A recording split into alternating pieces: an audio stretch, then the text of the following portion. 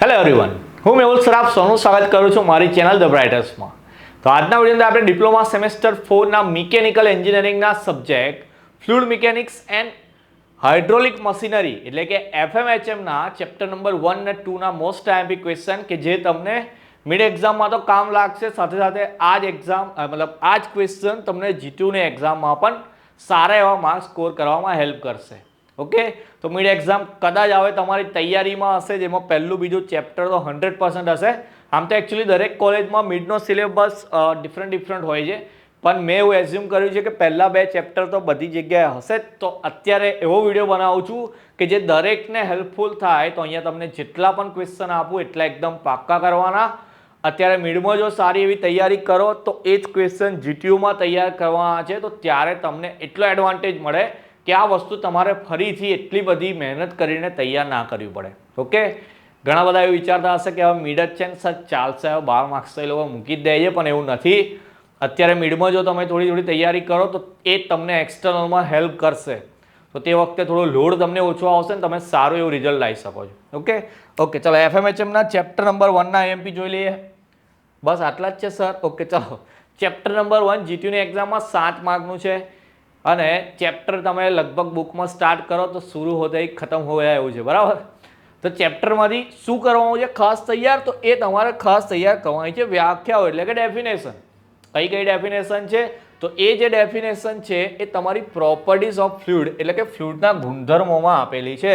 કે ફ્લુઇડના અલગ અલગ ગુણધર્મો છે, કે ઘનતા છે, વિશિષ્ટ કદ છે, વિશિષ્ટ ઘનતા છે, પૃષ્ઠતાણ છે, સ્નિગ્ધતા છે, એ દરેકની વ્યાખ્યા તમારે તૈયાર કરી લેવાની. તો ક્વેશ્ચન જો આઈધર 7 માર્કમાં એ લોકો પૂછવા માંગતા હોય તો આ રીતે પૂછી લેશે કે પ્રોપર્ટીઝ ઓફ ફ્લુઇડ, અથવા તો 3 કે 4 માર્ક્સમાં જો પૂછશે તો એમાંથી કોઈ પણ 3 થી 4 પ્રોપર્ટી તમને મેન્શન કરીને આપશે કે આની વ્યાખ્યા લખો. તો આ જે બીજો અને ચોથો ક્વેશ્ચન છે એ આઈડેન્ટિકલ એટલે કે સેમ છે. પહેલો ક્વેશ્ચન છે ક્લાસિફિકેશન ઓફ ફ્લુઇડ એટલે કે ફ્લુઇડનું વર્ગીકરણ છે કે પ્રવાહી કેટલા ટાઈપના આવે, તો એમાં ખાલી આપણે નામ બતાવવાના કે કઈ ટાઈપના આવે છે.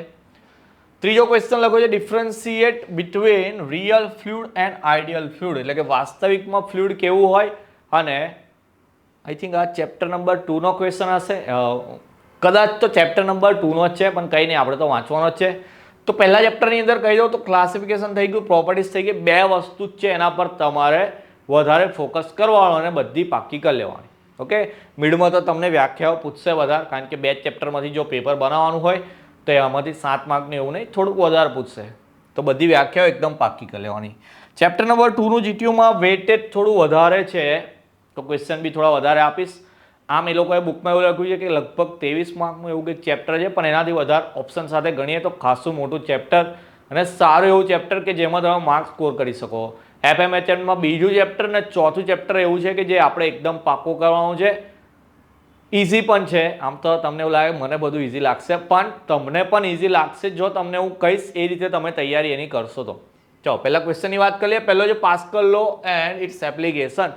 તો પાસ્કલનો નિયમ જે છે કે સ્થિર તરલમાં દરેક બિંદુએ દબાણ એક સરખું લાગે બધી બાજુથી. પીએ બરાબર પીબી બરાબર પીસી વાળું જે છે એક ત્રિકોણવાળી આકૃતિ દોરવાની છે. તો એ ક્વેશ્ચન તૈયાર કરવાનો. એના પછી એના ઉપયોગોમાં 3 થી 4 મુદ્દા આપેલા એ બી કરી લેવાના. એકલો પાસ્કલનો નિયમ પૂછાય તો 3 થી 4 માર્કમાં હોય, પણ જો એ લોકો ઉપયોગો એડ કરીને પૂછશે તો 7 માર્કમાં પણ પૂછી શકે છે. તો ઉપયોગો બી વાંચી લેવાના આપણે. Classification of pressure measuring instrument એટલે કે પ્રવાહીનું દબાણ માપવા માટે કયા કયા સાધનો વપરાય એના નામ લખવાના. એ 3 કે 4 માર્કમાં પૂછાય કે ભાઈ મેનોમીટર છે, પીઝોમીટર છે, પછી પાછા મેનોમીટરના ભાગ છે, યુટ્યુબ મેનોમીટર, ઇન્ક્લાઇન મેનોમીટર, તો એ બધાના આપણે નામ લખી દેવાના છે. એના પરથી પછી બધાને સમજાવીશું કે ભાઈ પીઝોમીટર છે કેવી રીતે યુઝ કરવાનું. તો પીઝોમીટર 3 થી 4 માર્કનો ક્વેશ્ચન છે કે જેમાં એક નાની એવી આકૃતિ આપેલી છે, એ આકૃતિ પરથી એની રચના લખવાની હોય ને કામ કેવી રીતે કરે. અગેન કહું છું કે જ્યારે પણ તમને કોઈ ઇન્સ્ટ્રુમેન્ટ છે એના વિશે તમને સમજાવવાનું કે તો તમારે એની આકૃતિ તૈયાર કરવાની. આકૃતિમાં તમે જે વસ્તુ દોરેલી હોય એના પરથી એનું કન્સ્ટ્રક્શન એટલે કે રચના એકવાર બતાવી દો. પછી જ્યારે તમે કાર્ય એનું વાંચતા હોય બુકમાં તો એને યાદ નથી રાખવાનું, મોડે નથી કરવાનું. તમારે ખાલી એવું જોવાનું છે કે આ કામ કેવી રીતે કરે છે, સમજવાનું છે ખાલી. જો એ ના સમજ પડે તો એનું વર્કિંગ એનિમેશન જોવાનું કે ખરેખર પીઝોમીટર કેવું આવે. હવે થોડાક ટાઈમમાં એન્જિનિયર બનશો, ફિલ્ડમાં જશો તો એ વસ્તુનું બી નોલેજ હોવું જોઈએ.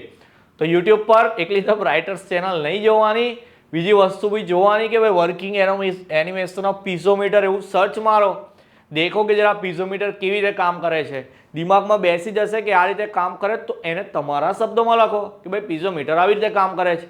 ઓકે, તો બી તમને પૂરા માર્ક્સ મળે. તો પીઝોમીટર હોય, યુટ્યુબ મેનોમીટર હોય, ઇન્ક્લાઇન મેનોમીટર હોય કે ડિફરન્શિયલ મેનોમીટર હોય, આ ચારે ચાર જે છે એ પ્રેશર મેઝરિંગ ઇન્સ્ટ્રુમેન્ટ છે. તો એ ચારે ચારમાં તમારે યાદ રાખવાનો ડાયાગ્રામ એકદમ પાક્કો મોડે કરી દેવાનો. જો ડાયાગ્રામ તૈયાર થઈ ગયો એના પરથી તમે મુદ્દા બનાવીને લખી શકો. કામ કેવી રીતે કરે મેં તમને કીધું એ રીતે એકવાર જોઈ લેવાનું કેવી રીતે કામ કરે છે ને એના પરથી મુદ્દા બનાવીને લખવાના. એના પછી કન્ટિન્યુટી ઇક્વેશન એટલે કે સાતત્ય સમીકરણ છે. 3 કે 4 માર્કમાં પૂછાતો પ્રશ્ન A1 V1 = A2 E2 લાવવાનું. સહેલો છે ક્વેશ્ચન, આવડી જાય એવો. પછી ટાઈપ્સ ઓફ ફ્લુઇડ ફ્લો એટલે ફ્લુઇડ ફ્લોના પ્રકાર. તો પ્રવાહીનું જે વહન છે એ કઈ કઈ રીતે થઈ શકે, એમાં લેમિનાર છે, ટર્બ્યુલન્ટ છે, પછી 1 ડાયમેન્શનલ, 2 ડાયમેન્શનલ. તો આ ક્વેશ્ચન જો આ રીતે ના પૂછાય તો એ ક્વેશ્ચન કોઈક વાર એવી રીતે પૂછાય છે, explain or differentiate laminar flow અને turbulent flow. 1 dimensional flow, 2 dimensional flow, sorry unidirectional અને 2 ડાયમેન્શનલ. ઓકે, એ રીતે છે. પછી ન્યૂટનીય, નોન ન્યૂટનીય છે. પછી પેલું રિયલ આઈડિયલ આપણે આગળ જોઈ લીધું, એ કદાચ આનો જ ક્વેશ્ચન છે. પછી બીજું રોટેશનલ, ઇયર રોટેશનલ. તો એ બધા ફ્લુઇડ ફ્લોના ટાઈપ્સ છે. પછી ફ્લુઇડ ફ્લોની પેટર્ન છે. તો ફ્લુઇડ ફ્લોની પેટર્નની અંદર stream line, path line, stream tube એ વાળો જે ક્વેશ્ચન છે તો એ આ રીતે ના પૂછાય તો એમાં બી એવું લખાઈને આપશે કે explain stream line, stream tube અને શું હતું ત્રીજું, બસ એ રીતે જ છે. બહુ એક્ઝેક્ટ યાદ નથી મને. તો આની અંદર તમારે એક ક્વેશ્ચન તૈયાર કરવાનો છે. અને ફ્લુઇડ ફ્લોની અંદર મેં તમને કીધું એમ કે દરેકના 2-2 પોઈન્ટ, એક તો વ્યાખ્યા અને શું કહેવા માંગે છે, 2-2 જ પોઈન્ટ તૈયાર કરવાના કે ભાઈ લેમિનાર શું છે, ટર્બ્યુલન્ટ શું છે, બંનેના 2-2 પોઈન્ટ સિમ્પલ યાદ રાખી લેવાના. તો એ 4 માર્ક્સની અંદર પૂછાય એવો ક્વેશ્ચન. એમાં ભાઈ બર્નોલીનું સમીકરણ છે. હવે બર્નોલીનું સમીકરણ છે એમાં બી આકૃતિ આપેલી. તો સમીકરણ પછી તમારે એના ઉપયોગો અને એ જ્યારે આપણે બર્નોલીનું સમીકરણ સાબિત કરતા હોય તો કઈ કઈ ધારણા કરવાની છે એ બી કરવાનું અને એની મર્યાદા કઈ કઈ છે એ બી લખવાની. તો 7 માર્કની અંદર પૂછાય તો એકલું બર્નોલીનું ઇક્વેશન પ્રૂવ કરવાનું નહીં, એમાં તમારે આ 3 વસ્તુ બી ઇન્ક્લુડ કરીને આપશે. આ 7 માર્કની અંદર પૂછાય એવા 2 ક્વેશ્ચન છે, બર્નોલી અને વેન્ચ્યુરીમીટર. કારણ કે વેન્ચ્યુરીમીટરની આકૃતિ થોડી મોટી છે. એમાં બી એવું મેં તમને કીધું એમ કે આકૃતિ જોઈ લો પછી કામ કેવી રીતે કરશે એ ખબર પડી જશે તમને. ઓકે, લાસ્ટ છે તમારું પીટો ટ્યુબ. તો પીટો ટ્યુબ બી ફ્લુઇડ ફ્લો માપવા માટે વપરાતા. બધા ફ્લુઇડ ફ્લો માપવા માટેના સાધનો છે. પેલા આગળ પ્રેશર માપવા માટેના હતા. તો આટલા જે 12 ક્વેશ્ચન છે એ તૈયાર કરવાના. અને પહેલા ચેપ્ટરના તો મેં તો કીધા 2 કે 3, એટલે હું માનો 2 ચેપ્ટરના થઈને 15 પ્રશ્નો તમારે તૈયાર કરવાના. તો તમારી મિડની બી તૈયારી થઈ જશે અને થોડી જીટીની બી તૈયારી થઈ જશે. અગેન કહું છું, મોડે નથી કરવાનું, સમજવાનું છે. જો અત્યારે સમજી લેશો તો ભાઈ જીટી વખતે કામ લાગશે. ઘણા બધા એવું વિચારશે કે અત્યારે મોડે કરીએ જીટી સુધી તો ભૂલી જવાય, ફરી વાંચવું પડે છે. તો ફરી કહું છું એકવાર કે તમે તમારા મગજમાં નાખો કે કોઈ ઇક્વિપમેન્ટ છે કેવી રીતે ફંક્શન કરે છે, પછી તમે તમારા વર્ડ્સમાં એનો આન્સર લખી શકો છો. ઓકે, આઈ હોપ બધાને ખબર પડી જશે. હવે નેક્સ્ટ વિડીયોમાં કોઈ બીજા ચેપ્ટરના આઈએમપી આપીશ. ત્યાં સુધી આટલા પાક્કા કરવા, તમારું ધ્યાન રાખવાનું. જય હિન્દ, જય ભારત.